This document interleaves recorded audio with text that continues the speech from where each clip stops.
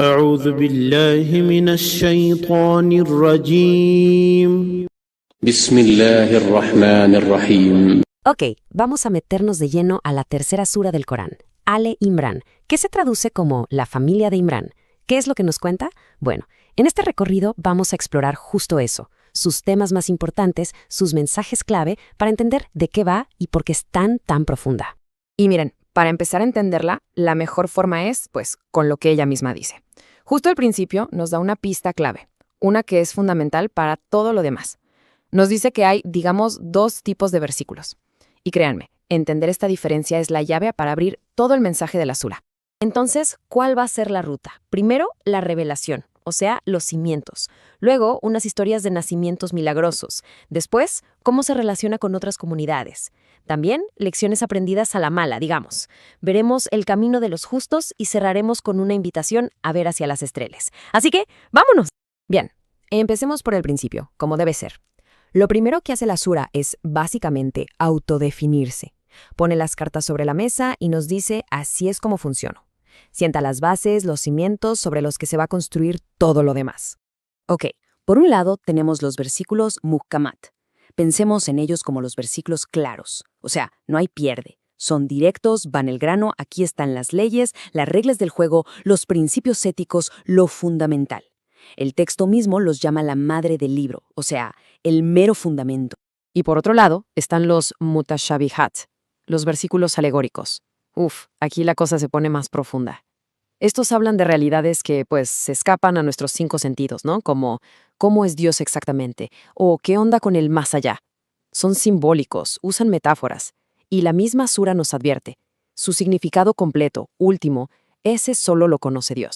Entonces, aquí está el contraste, ¿se fijan? Los claros, los muhakamat, son para la acción, para seguirlos al pie de la letra. Son la guía práctica. Los alegóricos, los mutashabihat, son más bien una prueba de fe. Piden creer en algo aunque no se entienda por completo. Pero, y esto es importantísimo, la regla de oro es, los versículos alegóricos siempre se deben entender a través del lente de los versos claros. Esos son la base. Nunca, pero nunca al revés. Muy bien, ya que tenemos la base teórica, digamos, vamos a ver cómo la sura la pone en práctica. No se queda en pura teoría, sino que nos cuenta historias. ¿Y qué historias? Se enfoca en la familia de Imran, que es como un linaje marcado por la fe y los milagros. La verdad es que la forma en que se va tejiendo la historia es increíble. Todo empieza con la esposa de Imran, que hace una promesa. El bebé que espera será dedicado por completo al servicio de Dios. Y de esa promesa nace Maryam, o sea, María. A ella la cuida el profeta Zacarías, a quien por cierto también le ocurre un milagro. Tiene un hijo, Yahá, Juan el Bautista, ya siendo muy mayor. Y todo esto es como la antesala para el gran momento, el anuncio a María de que tendrá un hijo, Isa, Jesús. Y justo ahí llega el momento cumbre. Los ángeles le hablan directamente a Maryam, a María, para darle la noticia del Mesías. Es un momento potentísimo, que deja claro que aquí hay una intervención divina directa, y subraya el lugar tan especial que ocupan tanto María como su hijo en esta tradición. Pero a ver, aquí viene algo súper interesante. ¿Cómo explica la sura el nacimiento virginal? Bueno, en lugar de presentarlo como un evento aislado y único, hace una analogía increíble. Lo compara con la creación de Adán. El argumento es este. Si Dios pudo crear al primer hombre de la nada, del polvo, pues ¿qué tan difícil puede ser crear a un hombre sin padre? Es una forma de decir que ambos eventos son una manifestación del mismo poder creativo absoluto de Dios. El punto central no es la biología, sino el poder divino.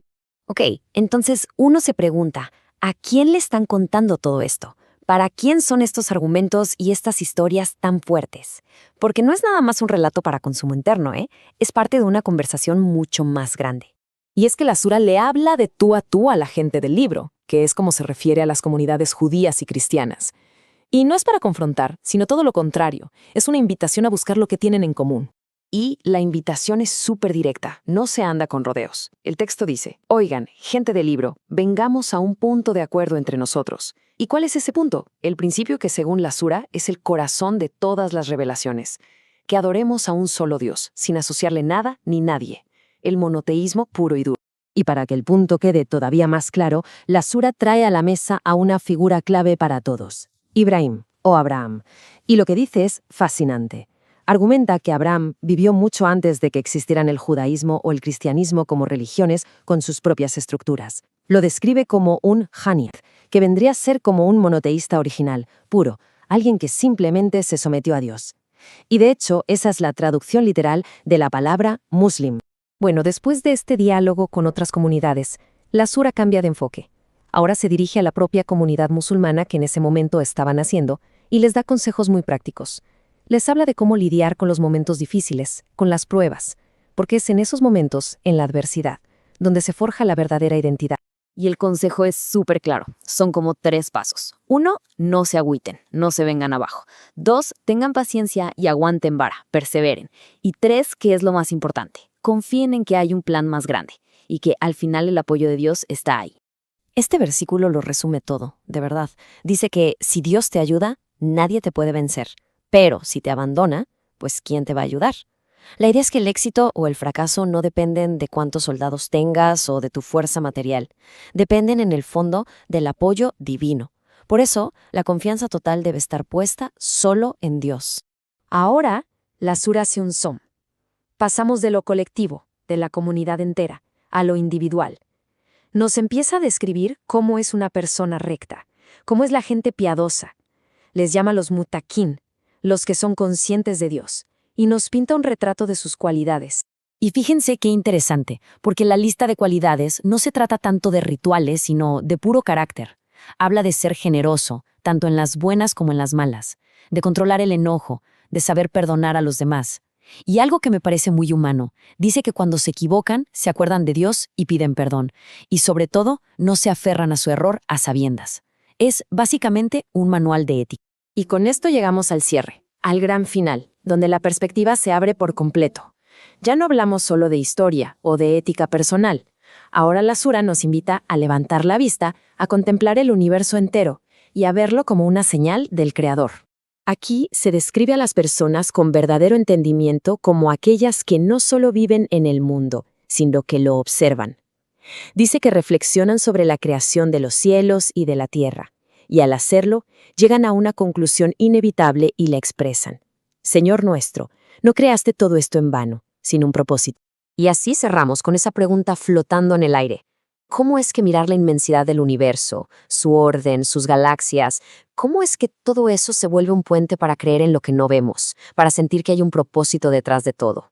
Lo que la sura parece sugerir es que las respuestas no están solo en un libro sagrado, sino también en ese otro libro abierto para todos, el cosmos. ¿Qué tal? Bienvenidas y bienvenidos. Hoy nos vamos a meter, pero a fondo, con un texto que es un pilar, de verdad. Es el 3er capítulo del Corán, la Sura Al-Imran, o como se conoce, la familia de Imran. Y la verdad es que es un capítulo, híjole, fascinante. Nuestra fuente es una recitación completa, así que lo vamos a poder analizar directo, sin filtros.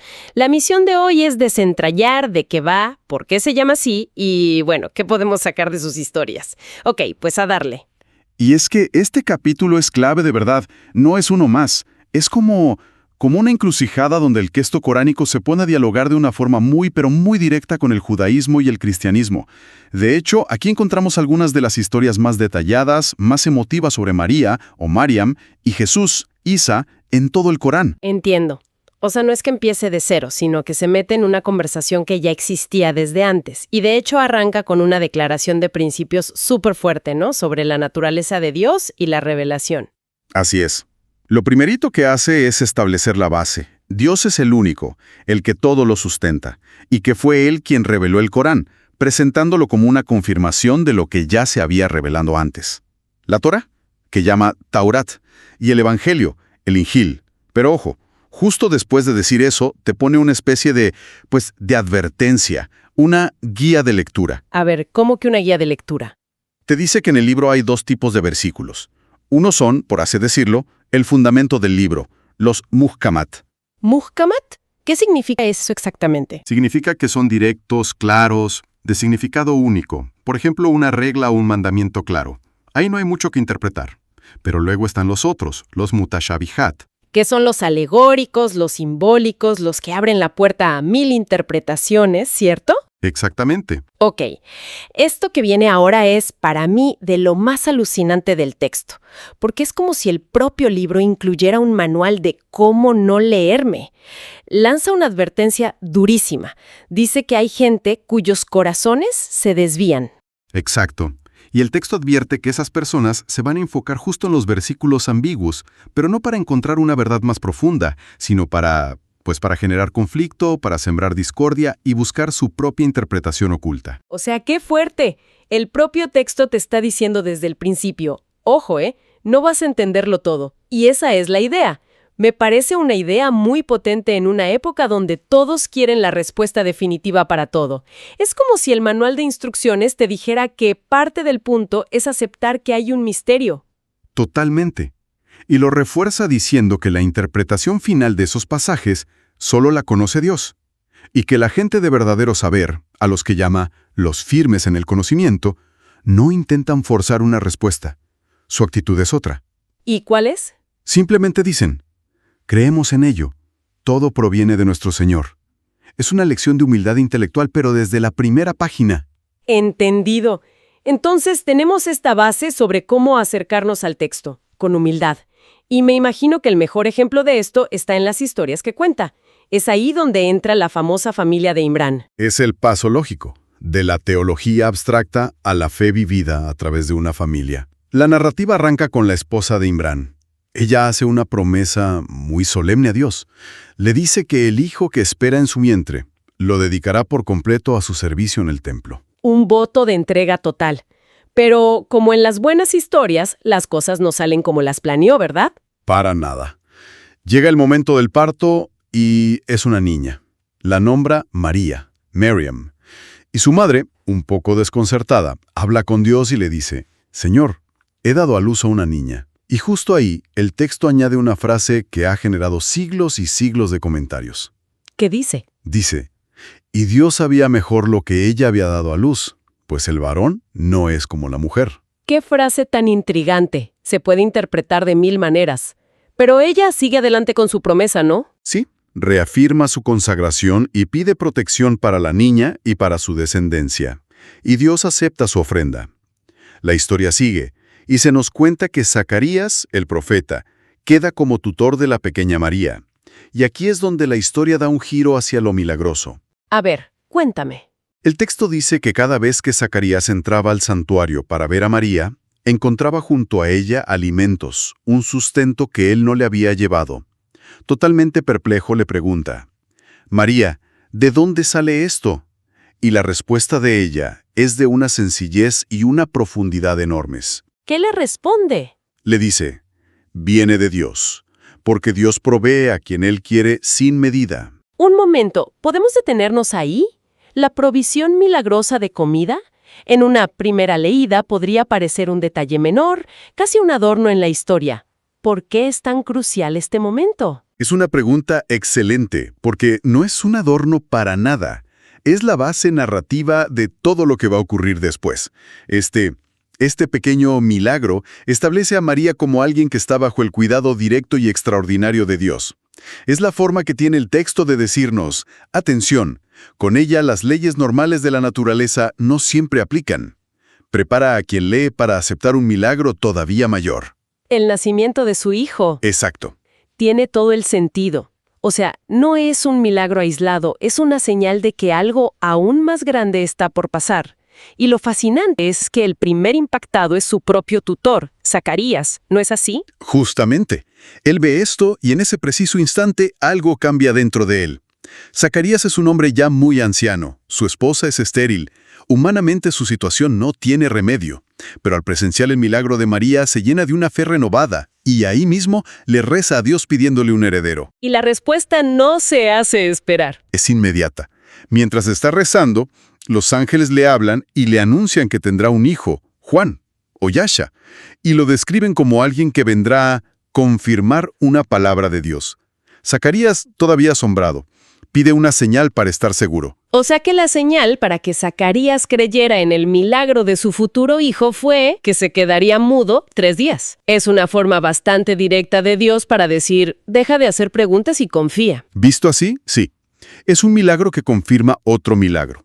Y lo interesante es cómo estas dos historias, la de Zacarías y Juan y la de María y Jesús, se reflejan una en la otra.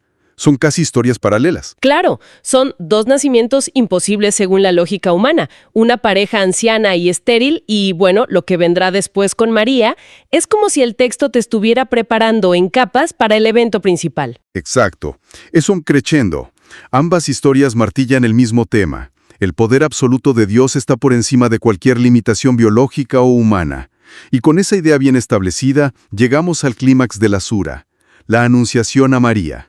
El lenguaje que usa el texto aquí es increíblemente solemne. Dice que los ángeles se le aparecen y le dicen: «Oh María, ciertamente Dios te ha escogido, te ha purificado y te ha elegido por encima de las mujeres de todos los mundos». Es una declaración potentísima. Y justo después de ese honor viene la noticia. Le anuncian un hijo, al que deberá llamar el Mesías, Jesús, hijo de María, Isa ibn Mariam. Dicen que será honorable en esta vida y en la otra, y que, como otro milagro, hablará a la gente desde la cuna. La reacción de María es la más lógica y humana del mundo. Pero, ¿cómo voy a tener un hijo si ningún hombre me ha tocado? Y la respuesta que le dan es quizá el centro teológico de toda la narrativa. El ángel le dice: así es, Dios crea lo que Él quiere. Cuando decreta un asunto, simplemente le dice sé y es. Kun fayakun. Sé y es. Esa frase es famosísima. Exacto. El nacimiento virginal no se presenta como una anomalía, sino como la máxima expresión de la regla de Dios. Su poder creador es absoluto.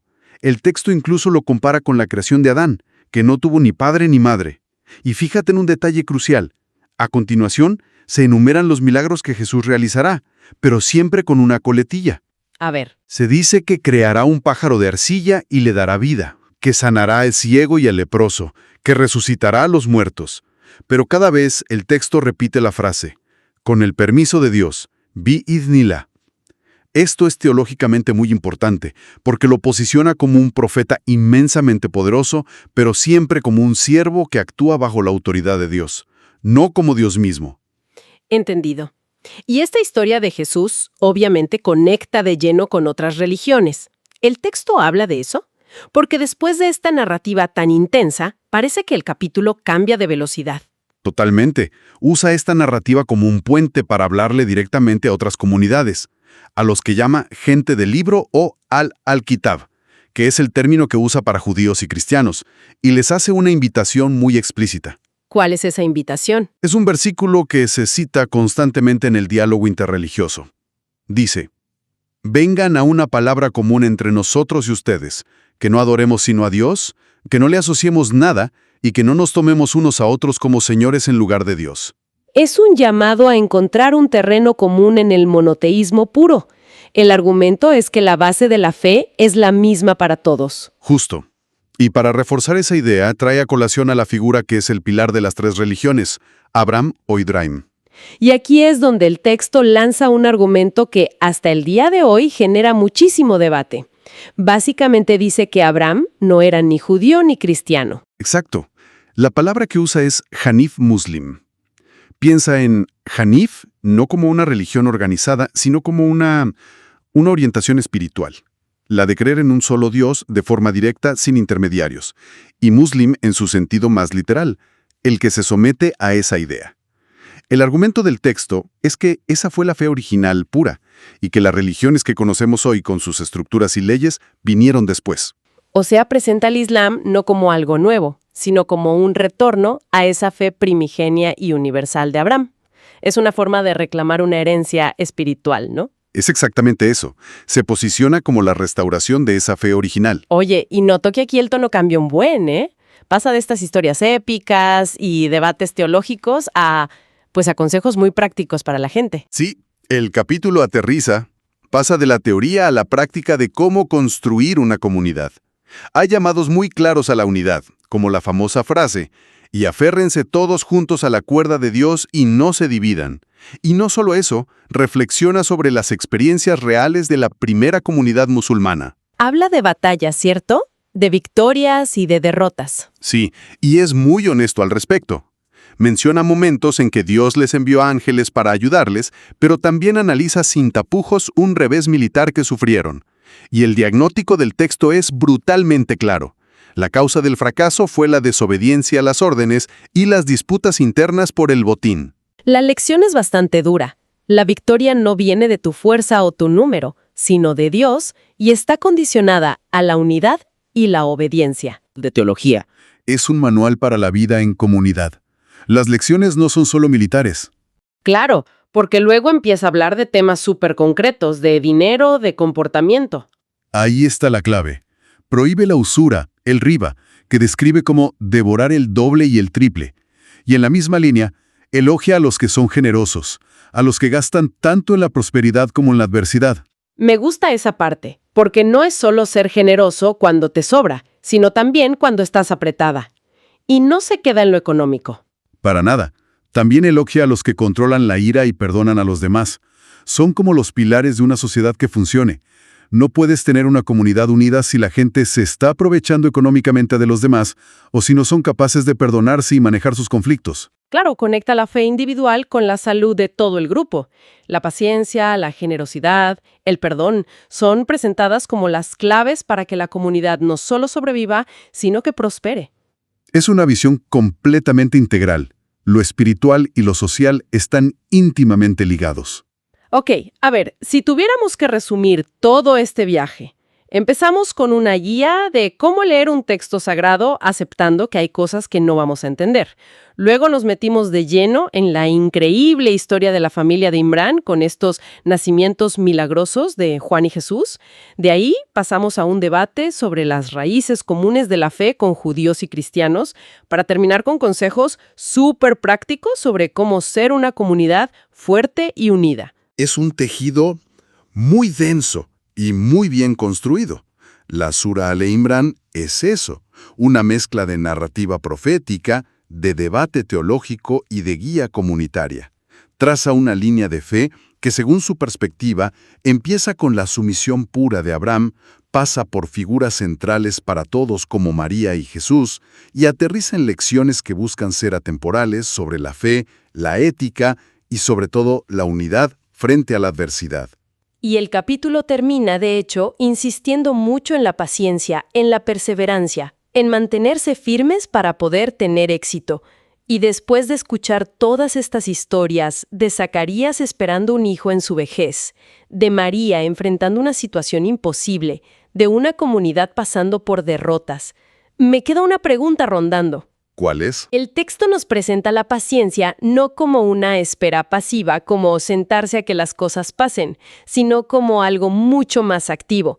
Entonces, la reflexión que me queda es, ¿de qué manera se presenta la paciencia en este texto, no como resignación, sino como una forma de resistencia espiritual, como un acto de fe y perseverancia en sí mismo? Bienvenidos a este espacio de análisis. Hoy nos adentramos en un pasaje crucial de la Sura Ale Imran del Corán, uno que reflexiona sobre la naturaleza misma de la revelación. El texto se presenta a sí mismo conteniendo dos tipos de versos, una distinción que, ha dado forma a siglos de teología y pensamiento. Y la pregunta que surge de esta distinción es fundamental para cualquier lector del texto, ¿no? O sea, ¿cómo debemos aproximarnos a su complejidad? ¿Es un llamado a la cautela, a aferrarse a lo explícito, o es más bien una invitación a la profundización intelectual? Precisamente, nuestra conversación va a girar en torno a esa tensión. Yo por mi parte sostendré que la Sura nos pide anclarnos en los versos muhkamat, aquellos cuyo significado es directo y fundamental, los que el propio texto llama la madre del libro, advirtiendo que la especulación sobre lo ambiguo es un camino, peligroso. Los dotados de entendimiento. Mi postura se cimienta, directamente en la advertencia explícita del verso 7. No es una sugerencia, es una declaración tajante. Él es quien te ha revelado el libro.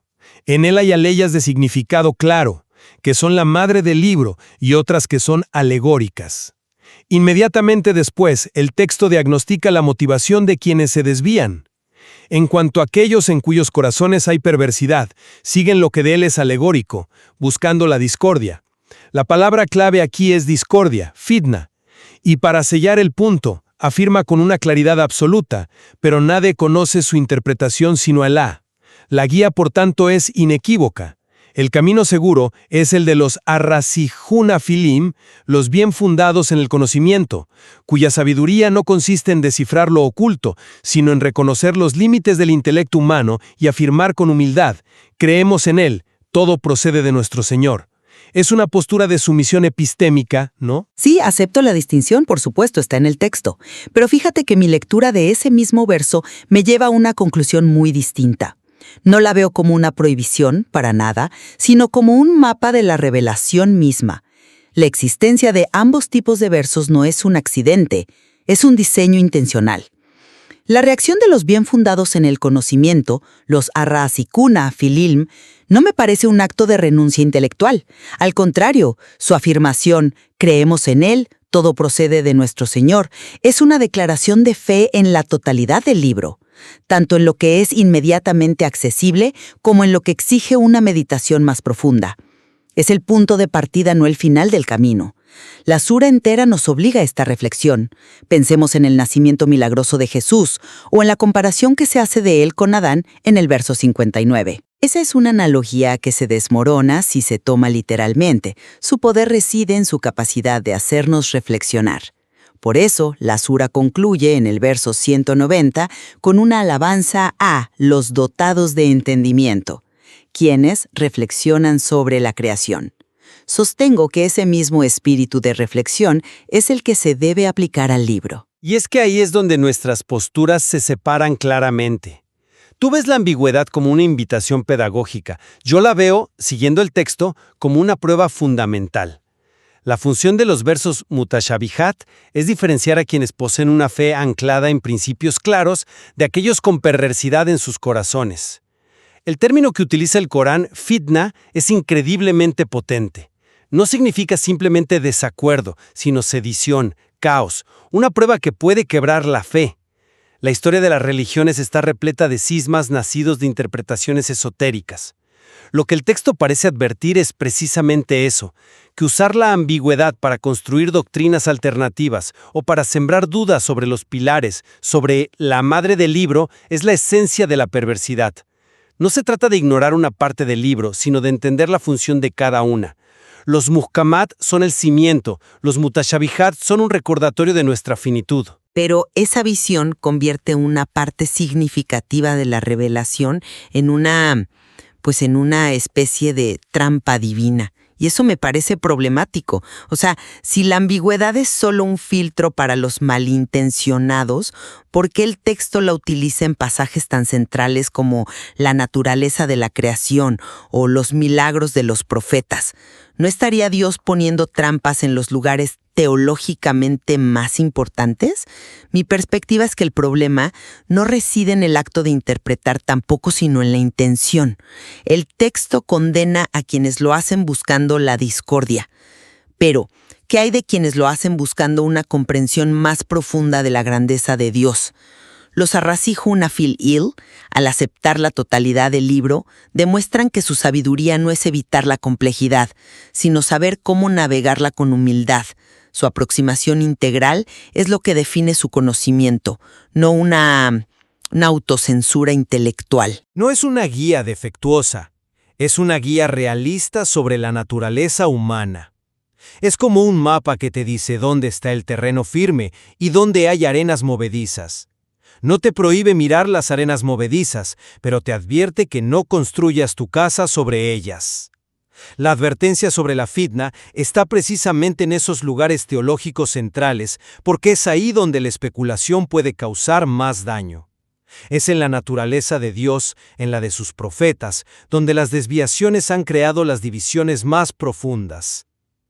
El texto no dice no pienses, dice conoce tus límites. La humildad de los bien fundados en el conocimiento es precisamente no pretender tener la clave que el propio texto dice que solo Dios posee. Su sabiduría es saber cuándo dejar de preguntar. Y yo diría que su sabiduría es saber cómo preguntar, no con arrogancia para encontrar un significado oculto y exclusivo, sino con devoción, para maravillarse ante la infinidad de significados posibles.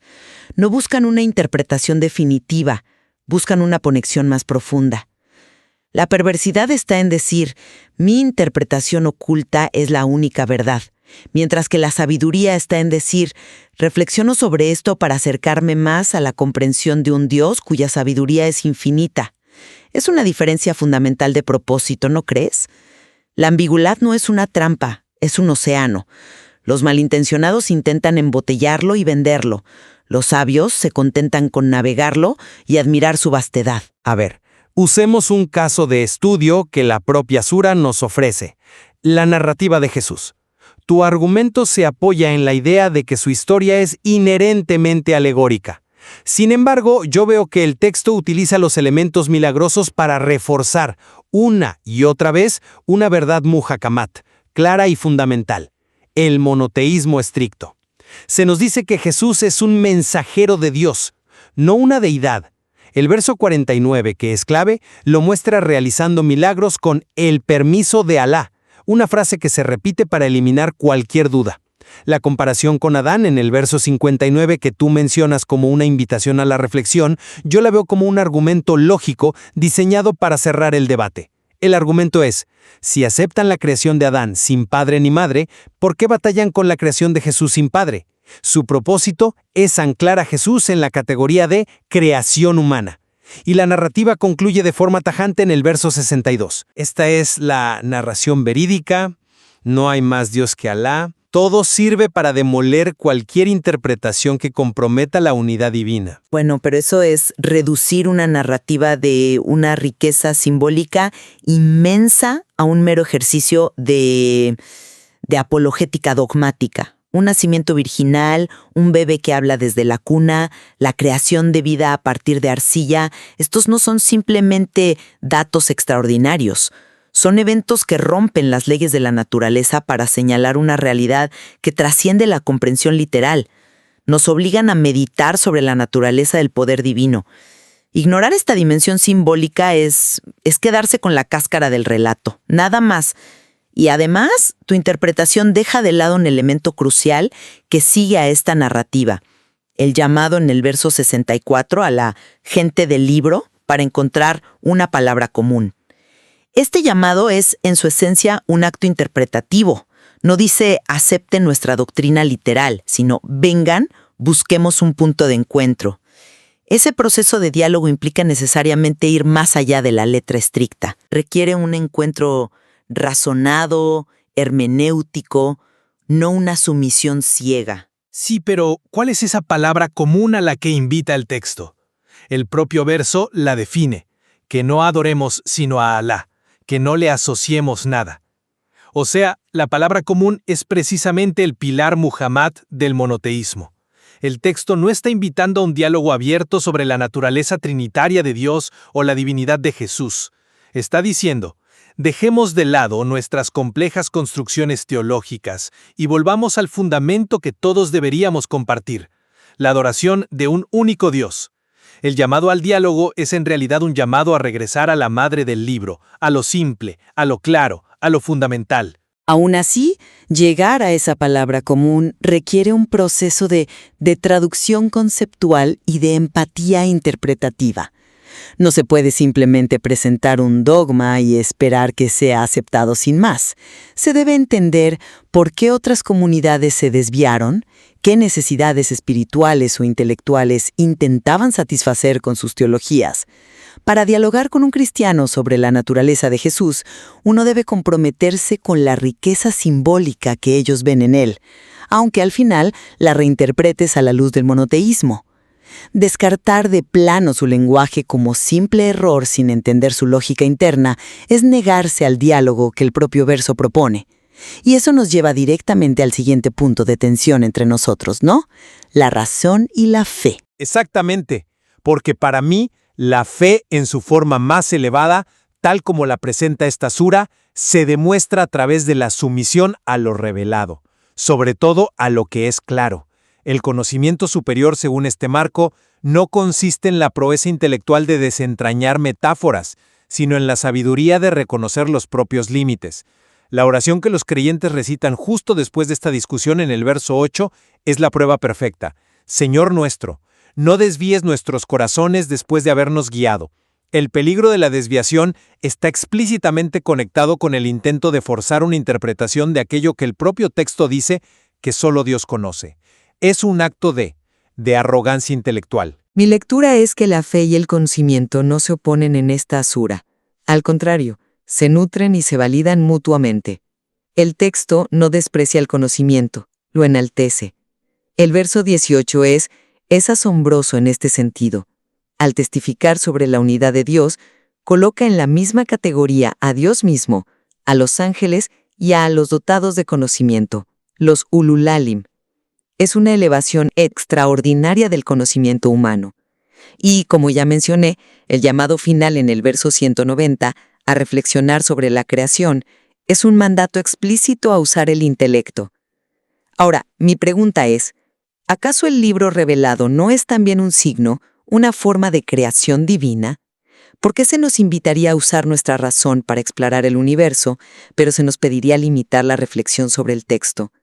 Eso crea una dicotomía artificial que el texto, en mi opinión, no sostiene. La razón, cuando está disciplinada por la fe y la humildad, no es un camino a la perdición, es una herramienta para una fe más robusta. Sí, pero ahí está la distinción clave.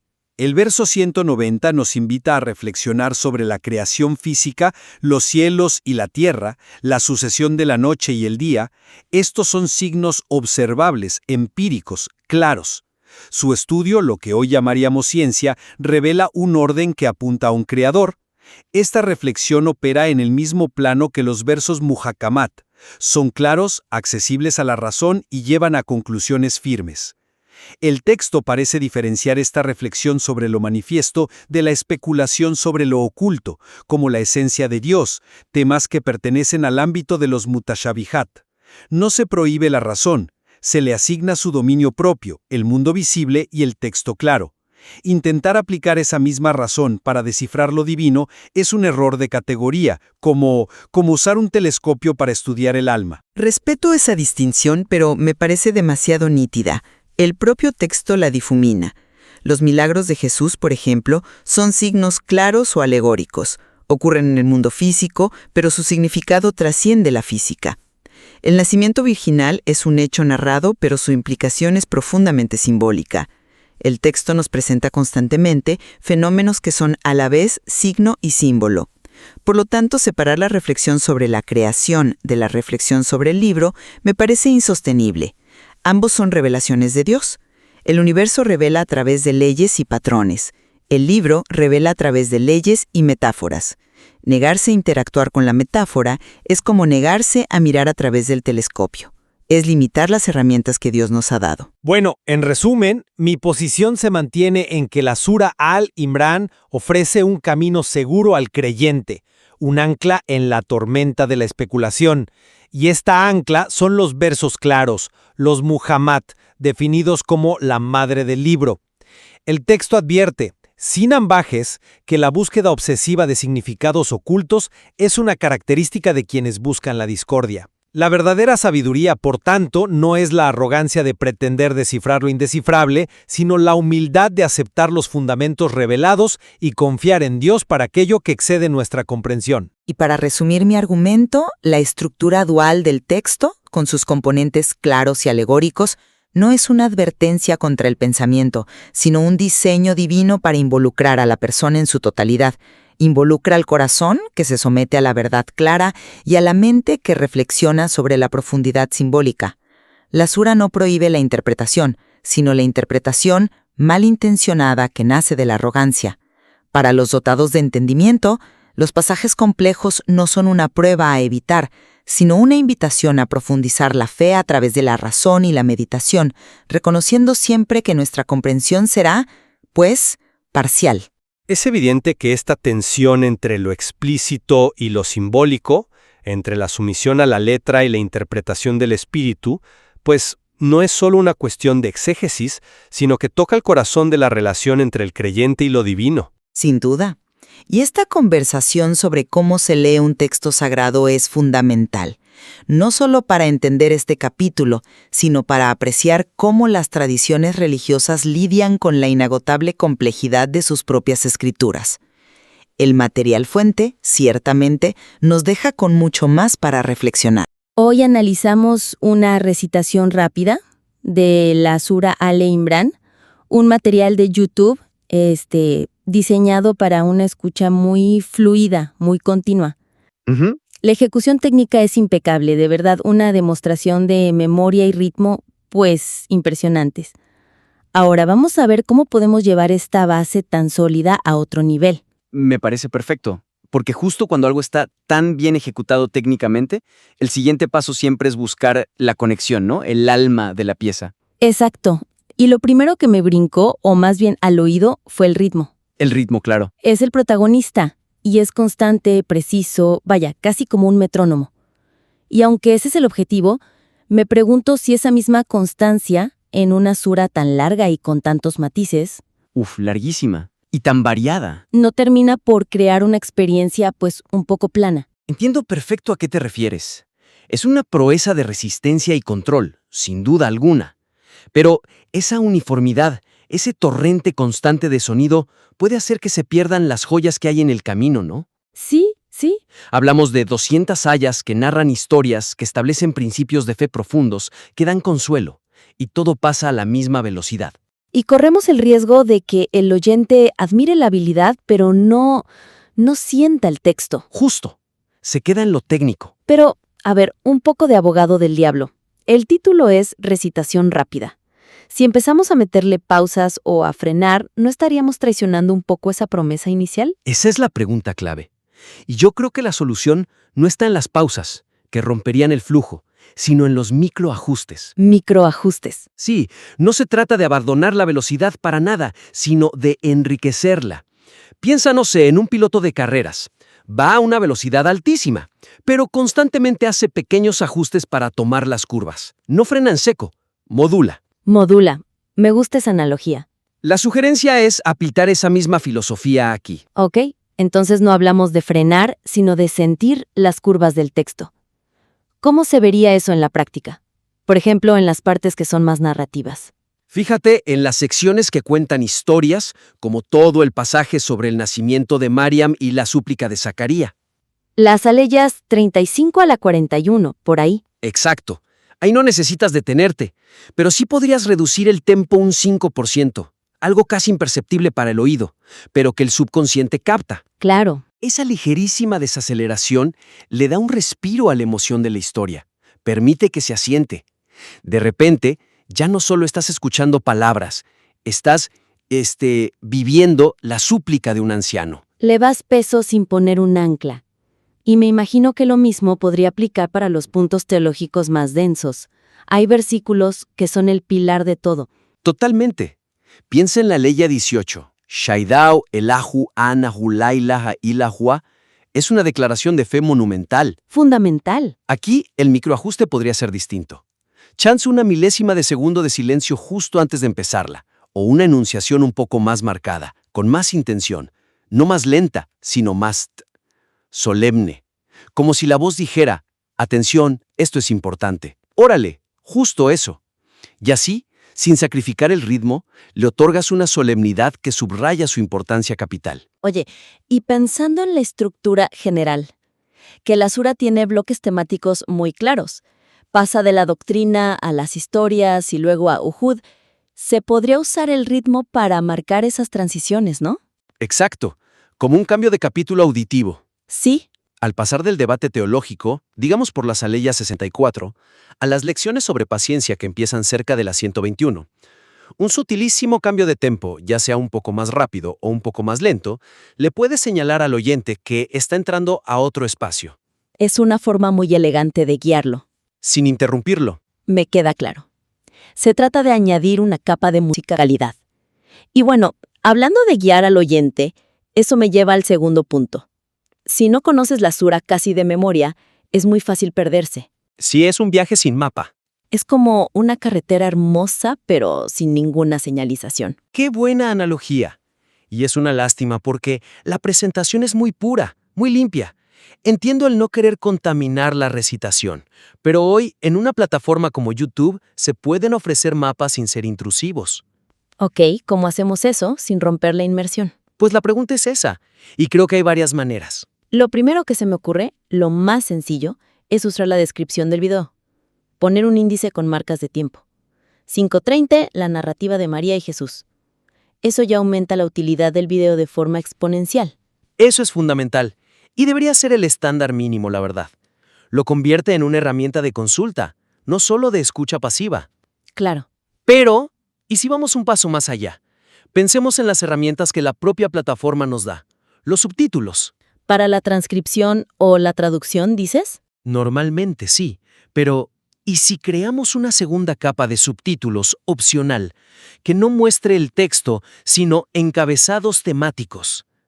¡Wow! Espera, a ver, o sea, mientras escucho, podría activar unos subtítulos que en lugar del árabe o el español, dijeran, por ejemplo, Ayaz 33-63, la historia de la familia de Imrán. Exactamente eso. Imagínate la experiencia. Estás en el flujo ininterrumpido de la recitación y abajo, discretamente aparece un texto que te dice, ahora entramos en las reflexiones sobre la batalla de Uhud. ¡Qué buena idea! Y es completamente opcional. Quien quiera la experiencia pura, simplemente no los activa.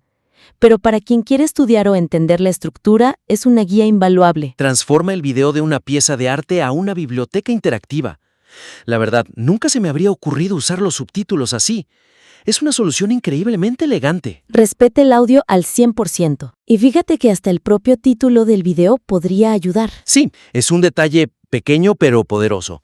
El título actual es funcional, describe lo que es, pero podría ser más evocador. Algo como, en lugar de solo Sura Al-Imran, recitación rápida, chance algo como Sura Al-Imran, un viaje rápido a través de la fe, la paciencia y la comunidad. Claro, ya desde antes de darle clic, le estás diciendo al oyente que esto no es solo un ejercicio de velocidad, sino un recorrido temático. Estableces una expectativa más profunda. Totalmente de acuerdo. Entonces, ya tenemos un ritmo que guía y un mapa visual que orienta. Pero nos falta una capa, quizá la más importante, la conexión emocional. Porque la ejecución vocal es, como decíamos, extraordinariamente consistente, mucha disciplina, pero la sura es una montaña rusa de emociones. Y esa consistencia, esa temperatura vocal uniforme, lo aplana todo. Corre el riesgo de aplanarlo todo, sí. Ese es el siguiente nivel de maestría, ¿no? Una vez que dominas la técnica, el reto es infundirle alma. Y aquí de nuevo, el desafío es hacerlo sin romper la premisa de la velocidad. ¿Cómo pintas un paisaje emocional cuando tu pincel se mueve tan rápido? Esa es la pregunta. La respuesta, creo yo, está en la coloración de la voz. Explícame un poco más eso de la coloración. No te refieres a cambios de volumen o a actuar el texto, ¿verdad? No, para nada. No se trata de dramatizar. Es mucho más sutil. Se trata de pequeños cambios en la inflexión, la resonancia, la textura del tono para que se alinee con el significado. Entiendo. Es el equivalente vocal a cambiar el enfoque en una cámara. El objeto sigue siendo el mismo, pero decides qué parte se ve más nítida. Por ejemplo, pensemos en todas las súplicas, las duás que empiezan con Rabbana. Que en esta sura hay muchísimas, sobre todo hacia el final. Exacto. En esos versículos, como los de las aleyas 191 a la 194, la voz, sin bajar la velocidad, podría adoptar una cualidad un poco más suave. Casi como con un matiz de anhelo. Ándale, de anhelo. Un cambio mínimo en la textura que le comunica al oyente. Esto es una conversación íntima con Dios. Inmediatamente distingues la súplica de la narración o del mandato solo por el color del tono. Es un cambio de textura, no de velocidad. Y me imagino que se puede crear un contraste muy potente con eso. Por ejemplo, entre los versos de advertencia y los de misericordia. Ahí es donde se vuelve realmente poderoso. Puedes crear un vaivén emocional que mantenga al oyente enganchado. Al recitar un verso sobre el castigo, como en la aleya 176, Walahum adabun adim. El tono puede volverse un poco más firme, más grave, con más peso. Y acto seguido, al pasar a un verso sobre el perdón, como en la aya 172, وَالَّذِينَ أَحْسَنُوا مِنْهُمْ وَاتَّقَوْا أَجْرٌ عَظِيمٌ, el tono se puede volver más cálido, más ligero. Más esperanzador. Es el mismo recitador, la misma velocidad, pero la experiencia emocional para quien escucha es radicalmente distinta. Siente el mensaje, no solo lo oye. Eso de sentir el mensaje me parece fundamental. Y hay un pasaje que creo que lo ejemplifica perfecto, la aya 139. وَلَا تَهِنُوا وَلَا تَحْزَنُوا وَأَنْتُمُ الْأَعْلَى. No os desaniméis ni estéis tristes. Un momento de consuelo potentísimo. Especialmente en su contexto, después de una dificultad. Sin duda. Y ahí el tono no debería ser ni de súplica ni de advertencia. Debería tener una cualidad de firmeza, de seguridad inquebrantable. Una voz que transmite certeza y consuelo. Exacto. Si logras modular el tono para entregar esa alea con esa fortaleza, el impacto puede ser profundamente reconfortante y, bueno, hasta sanador para alguien que lo necesite. Ahí es donde la recitación trasciende la técnica y se vuelve una experiencia espiritual. Totalmente. Entonces, en resumen, si lo veo como un todo, estamos hablando de una evolución en 3 capas. Partimos de una base técnica que ya es de primer nivel. Sólida, ¿sí? Sobre ella, la primera capa es añadir musicalidad al ritmo, usando estos microajustes para señalar la estructura y la emoción. Luego, la segunda capa es la contextual. Ofrecer herramientas visuales no intrusivas como el índice y sobre todo la idea de los subtítulos temáticos, para que el oyente siempre sepa en qué parte del mapa se encuentra. Y finalmente, la tercera y quizá más profunda capa, la de la coloración vocal. Modular sutilmente el tono para reflejar el vasto paisaje emocional del texto. Pasando de la súplica a la advertencia y de la advertencia al consuelo. Exacto. Y lo más importante es que ninguna de estas sugerencias traiciona la idea original. Al contrario, la potencian. El objetivo sigue siendo una recitación rápida y fluida. Pero ahora con intención. Con intención, con guía y con corazón.